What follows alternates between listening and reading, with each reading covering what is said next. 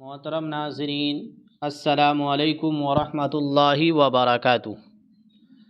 حضرت آدم علیہ السلام پیدائش کے بعد ایک عرصہ تک جنت میں تنہا رہتے ہوئے بے چینی محسوس کرنے لگے تو تسلی کے لیے اللہ تعالی نے ان کی بائیں پسلی سے حضرت حوا علیہ السلام کو پیدا کیا اور دونوں کو حکم دیا کہ اس درخت کے علاوہ جنت کی تمام نعمتوں کا استعمال کرو۔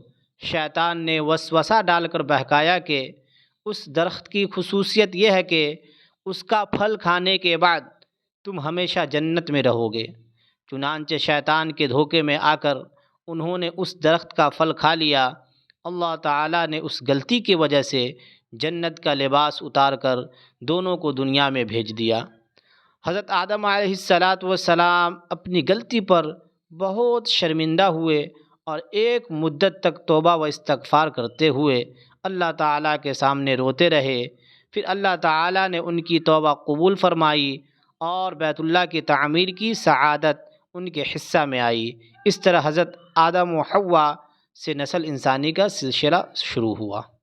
السلام علیکم ورحمۃ اللہ وبرکاتہ۔